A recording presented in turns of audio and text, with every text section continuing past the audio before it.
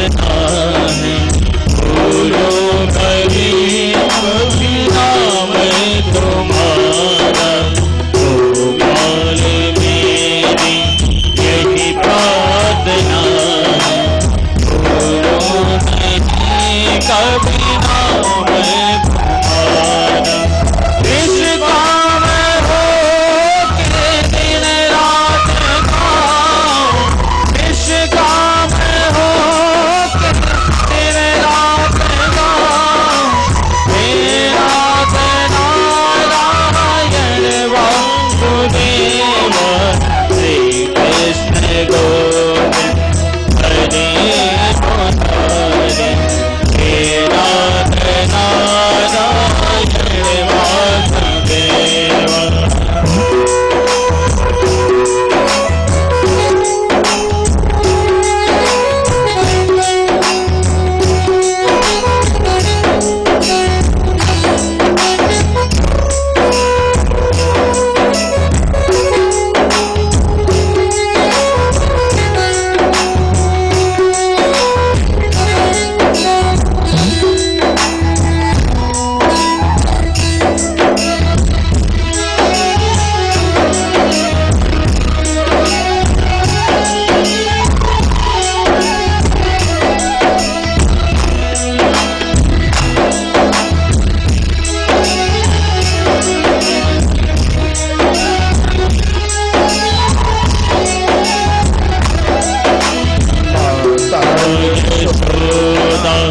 हरि को पुकारे, जागो उठो मोहन नींद खोलो, माता यशोदा हरि को पुकारे, जागो उठो मोहन नींद खोलो।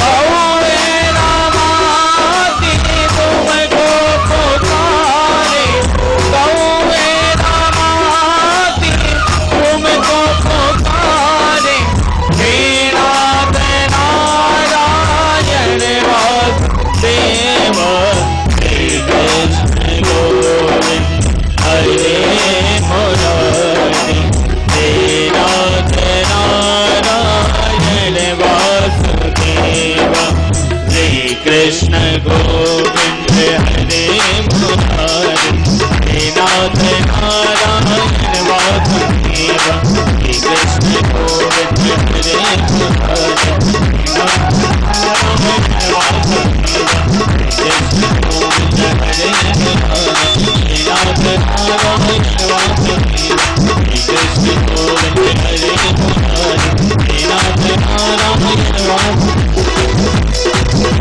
कृष्ण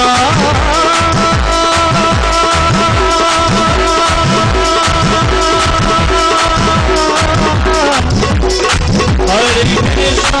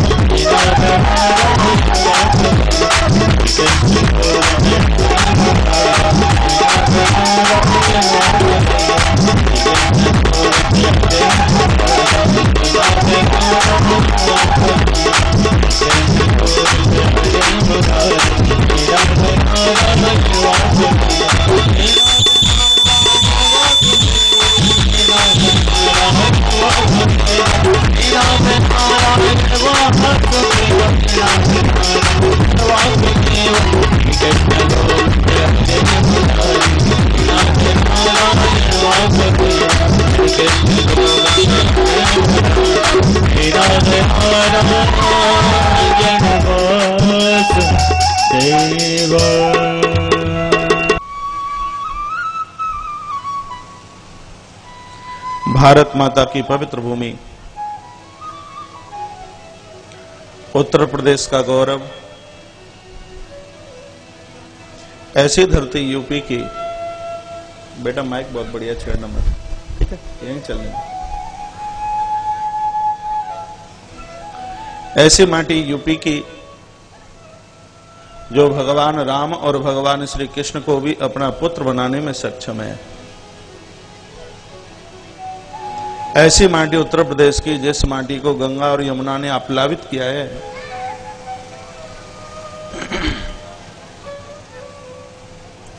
ऐसी आगरा जिले की रौनक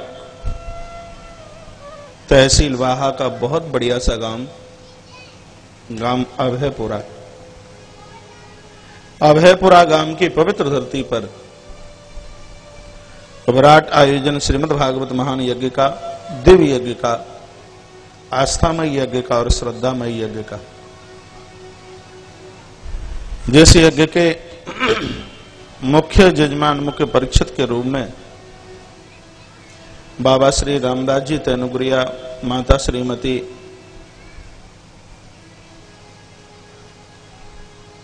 राजा बेटी मैया तैनगुरिया, उनका पूरा परिवार, भैया राम कुमार जी, भैया राम नरेश जी, भैया मनोज कुमार जी, पूरा तैनगुरिया परिवार, उनके निमंत्रण आमंत्रण पर चल करके आए हुए उनके सभी संबंधी जन, रिश्तेदार जन,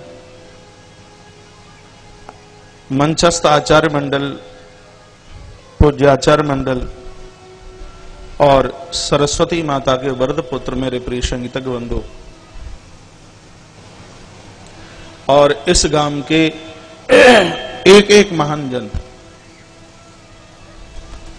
आप सभी के हृदय में नित्य विराजित होने वाले मैं अपने प्रभु परमात्मा के दर्शन करते हुए आपकी आस्था और भावना को, ये आवाज क्या की है? खुटपुट खुटपुट, ये क्या बोलता है? हा? कूलर है, पंखा है? हा?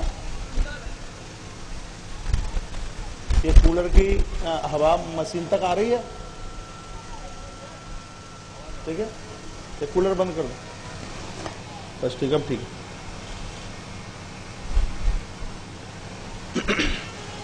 आप सभी के हृदय में नित्य विराजित होने वाले मैं अपने प्रभु परमात्मा के दर्शन करते हुए आपकी आस्था और भावना को एक बार नहीं करोड़ों करोड़ों बार प्रणम भाव से नमित होते हुए आप प्रणाम तो ले लीजिए।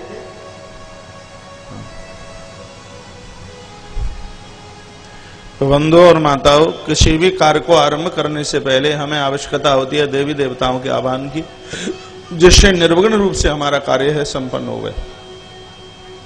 इस विराट आयोजन में सबसे पहले आह्वान करता हूं मैं भगवान गणपति बप्पा गजानंद। ऐसे भगवान गणपति देव का आह्वान करता हूं, प्रभु आप पधारिए। आपके बिना तो कुछ सुलभ हो ही नहीं सकता। जहां आप हैं वहां सब कुछ है, जहां आप नहीं है वहां कुछ भी नहीं है। आप सिद्धि विनायक हैं, आप रिद्धि और सिद्धि को देने वाले हैं, आप शुभ और लाभ के भी आप पिता हैं। हे गजानंद प्रभु, मैं आपका आह्वान करता हूं। इस अभयपुरा गांव की पवित्र व्यासपीठ से मैं आपका आगाज करता हूं। प्रभु आप पधारिए, आके विराजित हो जाइए। आवाहन करता हूं मां भगवती देव शक्ति, पावन शक्ति, ऐसी जगदम्बा भगवती का आह्वान करता हूं। हे मां, आप चल करके आवे और आके विराजित हो जावे। आह्वान करता हूं मर्यादा पुरुषोत्तम भगवान प्रभु श्री राघवेंद्र सरकार का। प्रभु जब तक आपकी कृपा नहीं होगी तब तक जीवन मर्यादित नहीं होगा, और जब तक जीवन मर्यादित नहीं होगा तब तक भगवान की कथा समझ में नहीं आ सकती। प्रभु मैं आपका आह्वान करता हूं, आप पूरे परिवार के सहित पधारिए और इस दिव्य स्थान पर आकर के विराजित हो जाइए। तदपश्चात मैं आह्वान करता हूं भगवान प्रभु श्री बांके बिहारी जी महाराज, अनेक रूप रूपाय विष्णवे प्रविष्णवे, जिनके अनेकानेक नाम और अनेकानेक रूप हैं, ऐसे भगवान प्रभु श्री बिहारी जी महाराज का आह्वान करता हूं। प्रभु आप चल करके आइए और इस दिव्य आसन पर आकर के विराजित हो जाइए। तत्पश्चात मैं आह्वान करता हूं आह्लादनी शक्ति मां भगवती राधा का। हे मां, आप जीवन की धारा हैं, आप हैं, सब कुछ है, आप नहीं है, कुछ भी नहीं है। मां आप चल के आइए और आके विराजित हो जाइए। तत्पश्चात मैं आह्वान करता हूं, इनसे बढ़िया और कोई दूसरा श्रोता नहीं हो सकता, और इनसे बढ़िया और कोई दूसरा व्यवस्थापक भी नहीं हो सकता। ऐसे बजरंगबली श्री हनुमंत लाल जी महाराज का मैं आह्वान करता हूं। प्रभु आप चल के आइए। इस इस आयोजन के व्यवस्थापक और यहाँ के मुख्य श्रोता तो आप ही हैं। प्रभु मैं आपका आह्वान करता हूं, आप पधारिए। आज की कलश यात्रा भी आपके ही दरबार से आरंभ हुई। हे बजरंगबली श्री हनुमान जी महाराज, मैं आपका आह्वान करता हूं, आप चल करके आवे और आके विराजित हो जावे। तदपश्चात मैं आह्वान करता हूं 14 भुवनों का, अतल वितल सुतल तलातर शातल पाताल जन तप महर सत्य और धर्मलोक, मैं 14 भुवनों का आह्वान करता हूं। रामदास बाबा आपका ध्यान मेरी तरफ हो, मैं देवताओं का ध्यान आह्वान कर रहा हूं, आप भी कीजिए। मैं 14 भुवनों का आह्वान करता हूं, वह सब आज इस पवित्र व्यासपीठ पर चलकर के आवे, आके विराजित हो जाए। और उसके तत्पश्चात मैं आह्वान करता हूं, एक एक तीर्थ का आह्वान करता हूं, एक एक ऋषि महर्षि का आह्वान करता हूं। भृगुर वशिष्ठ चमनश गौतमो मेधा तिथुर्देव बलदेवरातहु रामस तथा गादिशुत शाकलहु मृगंड पुत्रात्र पलाद, इन महापुरुष इन महात्माओं का मैं आह्वान करता हूं, ये सब चल करके आवे और आकर के विराजित हो जावे। इनके आवाहन के तदपश्चात मैं आह्वान करता हूं चारों वर्णों का, ब्राह्मणों का आह्वान करता हूं, सुंदर से विचार मिले। क्षत्रिय का आह्वान करता हूं, इस धर्म की रक्षा को के लिए ताकत मिले। वैश्य का आह्वान करता हूं, धर्म को आगे के बढ़ाने के लिए उदारता की प्रवृत्ति जागे। और तदपश्चात में कनिष्ठ वर्ण का आह्वान करता हूं, इस धर्म की उत्थानता के लिए सेवा का भाव जीवन में जागे। चारों वर्णों का आह्वान करता हूं।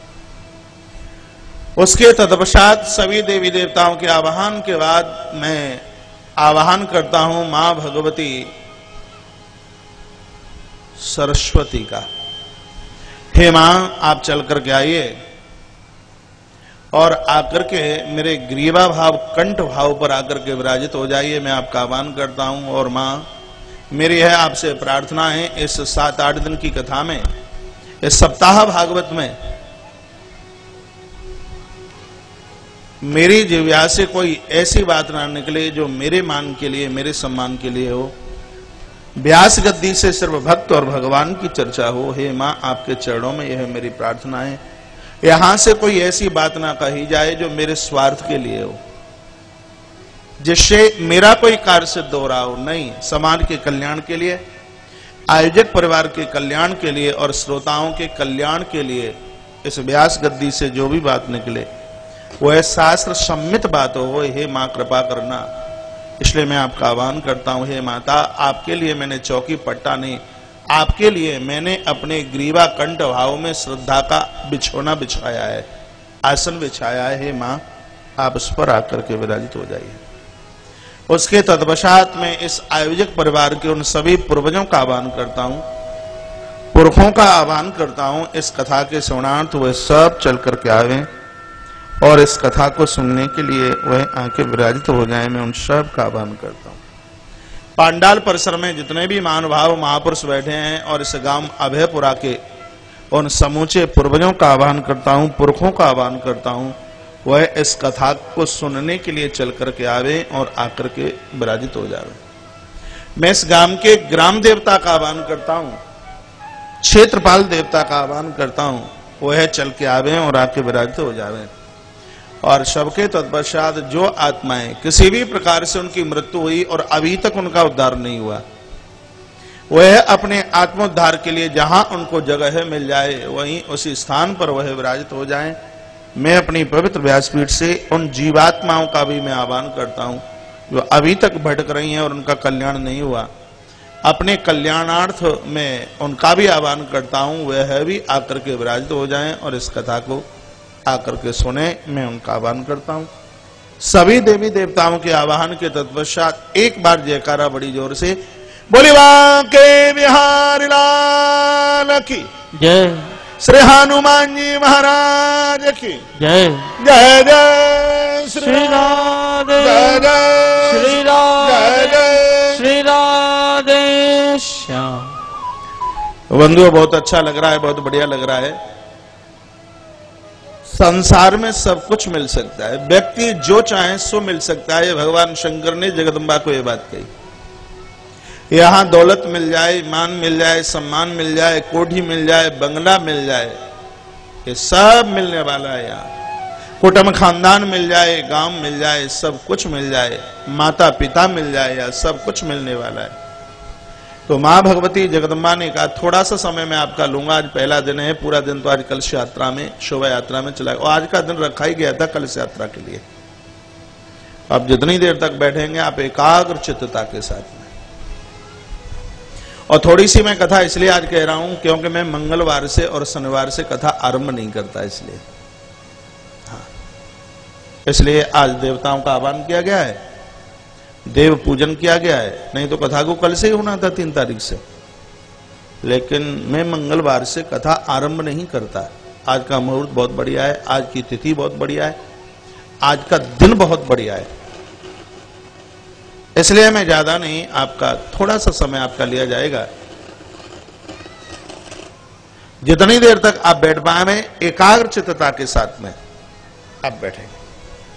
आइए थोड़ा सा आपका ध्यान एकाग्रचित कराना चाहूंगा। भगवान शंकर जगदम्बा को कहते हैं देवी यहां सब कुछ सुलभ है, तो मां दुर्गा ने कहा भगवान सब कुछ सुलभ है तो निश्चित रूप से कुछ दुर्लभ भी होगा। जब दुर्लभता का नाम लिया तो भगवान भोलेनाथ रो पड़े, कहा देवी इस दुनिया में यदि कुछ दुर्लभ है तो वह परमात्मा की कथा दुर्लभ है, क्योंकि ठाकुर जी की कथा अपने मान से नहीं मिलती, अपने सम्मान से नहीं मिलती है कथा, अपने बाहुबल से नहीं मिलती है कथा, अपने ओज, अपने तेज, अपने प्रभाव, अपने रूप, अपने ऐश्वर्य के द्वारा यह कथा मिलने वाली नहीं है। यह गुण साधन से नहीं होई, तुम्हारी कृपा पाई कोई कोई, यह अपने बाहुबल के द्वारा नहीं, परमात्मा जिसके ऊपर कृपा करे बंधुओं और माताओं, यह सौभाग्य उसी को ही प्राप्त होता है। आंख का पलक ऊपर से नीचे गिरे यदि इतनी देर के लिए भी ठाकुर की कथा सुनने को मिल जाए, अपने भाग्य की सराहना करना। मानस के उत्तरकांड में गोस्वामी जी ने कहा निमिष एक दंडक भरी 12 सतसंगति दुर्लभ संसारा। यदि इस जगत में कुछ दुर्लभ है तो यह सत्संग है, वह भगवान की कथा है। इसी भागवत का श्लोक है, आगे आप उसकी बहुत विस्तार से व्याख्या सुनोगे कि भाग्योदय न बहु जन्म समझ तेन सत्संग मंच लभते पुरुषो यदा वही। व्यक्ति के जन्म जन्मांतर के पुण्य उदित होते हैं तब कहीं व्यक्ति को भगवान की कथा सुनने का सौभाग्य प्राप्त होता है। जिस दिन परमात्मा की थोड़ी बहुत भी कथा सुनने को मिल जाए, अपने भाग्य की सराहना करना का भगवान ने बहुत बड़ी कृपा की है। कथा की तो इतनी महानता है कि इस कथा की वजह से बजरंगबली हनुमंतलाल जी आज भी इस दुनिया को छोड़ के नहीं गए। आइए आज हनुमान जी की बात से ही हम अपनी इस भागवत की कथा को आरंभ कर दें। मुझे ध्यान तो रहे कि मैंने अभयपुरा में कथा कहां से आरंभ करी। बजरंगबली हनुमंतलाल जी का नाम लेके इनके चरणों में वंदन प्रणाम करने से तो महाराज कुछ कठिन नहीं हो सकता, क्योंकि गोस्वामी जी ने किष्किंधा कांड में तो स्पष्ट कह दिया कवन सुकाज कठिन जग माई जो नहीं हुई तात तुम पाई। जगत में ऐसा कौन सा कार्य है, कौन सा कठिन कार्य है जो तुम्हारा नाम लेते हुए कोई सरल न बन जाए। आपकी बड़ी कृपा है। तो आइए इन्हीं का नाम जो लेकर के मैं इस कथा को आगे के लिए बढ़ाता हूं, जिसमें कथा के महत्व का वर्णन किया है कि हनुमान जी इस कथा की वजह से आज भी इस लोक को छोड़ करके नहीं गए। बात उस समय की है जिस समय भगवान राम साकेत जाने वाले थे। सरयू के पावन किनारे खड़े हुए हैं प्रभु राम, ठाकुर जी का पूरा परकर साथ में है, लेकिन जो जिंदगी पर्यंत राम जी की सेवा में रहा ऐसे बजरंगबली हनुमान नजर नहीं आते। राम जी ने अपने अनुयायियों को पूछा भैया मेरा हनुमान कहाँ है, जरा ढूंढ करके तो लाओ मेरे हनुमान को। लोग दौड़े हैं कि अयोध्या के एक कोने में बजरंगबली हनुमंतलाल जी महाराज श्री राम जय राम जय जय राम, श्री राम जय जय राम का जप चल रहा है। उस व्यक्ति ने जाकर के कहा हनुमान जी राम जी साकेत जा रहे हैं और प्रभु राम ने तुम्हें याद किया है, तुम्हें संग ले जाने के लिए आप जल्दी चलिए। हनुमान जी ने कहा मेरे सरकार को बोल देना कि मुझे उनके साथ जाना नहीं है।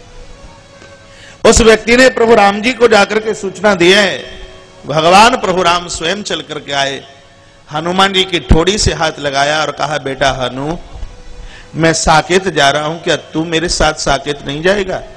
हनुमान रो पड़े, कहा सरकार मुझे माफ करना, मुझे क्षमा करना, मुझे तुम्हारे साथ में तुम्हारे साकेत धाम जाना नहीं है। राम जी ने कहा क्यों? वहां तो नित्य तुझे मेरे दर्शन हुआ करेंगे, हनुमान जी ने चरण पकड़ लिए और कहा, नाथ, इसलिए तो मैं तुम्हारे साथ साकेत धाम नहीं जाना चाहता, क्योंकि मुझे साकेत धाम में आपके तो दर्शन हो सकते हैं, लेकिन मुझे आपके साकेत धाम में आपकी कथा सुनने को नहीं मिल सकती। कथा सुनने के लिए तो जीव को इस मृत्यु लोक में ही आना पड़ेगा, और वह वहां सुलभ नहीं है जो कि यहाँ वह अतिशय सुलभ है। इस कथा की वजह से बजरंगबली श्री हनुमंत लाल जी महाराज आज भी इस जगत को, इस दुनिया को छोड़ करके नहीं गए। कथा की इतनी बड़ी वैल्यू है, इतनी बड़ी महानता है। मैं अपने आप को बड़ा बड़भागी, भाग्यशाली समझता हूं। हे प्रभु ठाकुर, आपने बहुत बड़ी कृपा की है। आइए मैं अब आपको श्रीमद् भागवत की तरफ लेकर के चलता हूं। पहले तो भागवत के बारे में कुछ जानकारी हो जाए। जब तक इसके बारे में जानकारी नहीं होगी तब तक ये कथा समझ में नहीं आएगी। भागवत में 4 अक्षर हैं, भा, गा, वा और ता, ये 4 हैं। भा के कहीं सो भाग्य खुल जात जीवन के, गा के कहीं सो गर्गुमान मिट जाते हैं, बा के कैसो वर्ण होए विष्णु दासन में, ताके कहीं सो तन सारो ही तर जात है। जो कहूं भागवत की कथा सुनवे की ताई मिल जाए, भगवान को धाम ताई खास मिल जाते हैं। भगवान को धाम ताई खास मिल जाते हैं, इसमें बिल्कुल संशय वाली बात नहीं है। जिनको अपने जीवन में 12 बार भागवत की कथा सुनने को मिली, पांडे जी, जिसने अपने जीवन में एक अक्षर न छोड़ा हो, मैं अनुष्ठान और आसन के सहित जमीन पर बैठकर एक बार फलियार और एक बार आहार लेकर के रात को जमीन पर ही सोकर जिसने 12 बार श्रीमद् भागवत की कथा अपने कर्णपुटों से, कानों से सुनी है, यह भागवत कहती है उस व्यक्ति को धरती पर लेने के लिए स्वयं उस व्यक्ति के इष्ट पदार्थ हैं, उसके भगवान पदार्थ हैं धरती पर लेने के लिए। ठाकुर जी के नौकर चाकर नहीं आते। ऐसा व्यक्ति साक्षात भगवान के गोलोक जाता है जिसने 12 बार यानी 12 बार श्रीमद् भागवत की कथा सुनी।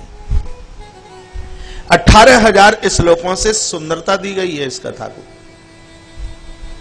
12 स्कंद हैं इसमें और 335 अध्याय। भागवत को 4 अक्षरों से अलंकृत किया गया। भा, गा, वा, ता 4 है। भा का अर्थ है भक्ति,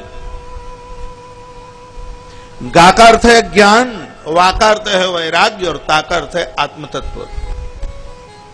भक्ति किसे कहते हैं, ज्ञान किसे कहते हैं, वैराग्य की परिभाषा क्या है,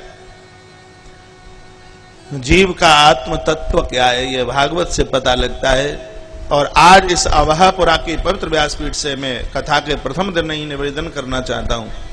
जैसे वृक्ष की जड़ों में पानी देने से पूरे पेड़ को खुराक मिल जाती है, उसी प्रकार से भागवत की कथा सुनने से हर देवता अपने आप में संतुष्ट हो जाता है, भले ही आप किसी भी देवता के पुजारी क्यों ना हो। ऐसी एक भागवत है क्योंकि इसमें भगवान के 24 अवतारों का वर्णन किया गया। भागवत के अलावा ऐसा कोई पुराण नहीं जिसमें परमात्मा के 24 अवतारों की कथा कही गई हो, सिर्फ एक ऐसी भागवत है। भागवत ऐसी है जिसमें 6 शास्त्रों के रस को उड़ेल दिया गया है। अपने यहां 100 उपनिषद हैं, ध्यान से सुनना। अब नाम लेना शुरू करूंगा तो लिस्ट बहुत लंबी है। उपनिषद हैं 100, वेद हैं 4, सामवेद, यजुर्वेद, ऋग्वेद और अथर्ववेद। महाभारत को 5वां वेद कहा गया, पंचम वेद मुच्यते। 1 लाख श्लोक वाला है महाभारत। 1 लाख श्लोक है। 1 महीने में कथा जिसकी होती है, कम से कम 1 महीना, ज्यादा से ज्यादा फिर और जितनी व्यवस्था बन जाए। 6 शास्त्र हैं। 6 शास्त्र कौन कौन से हैं? सबसे पहला शास्त्र है वैशेषिक शास्त्र, दूसरा है न्याय सिद्धांत।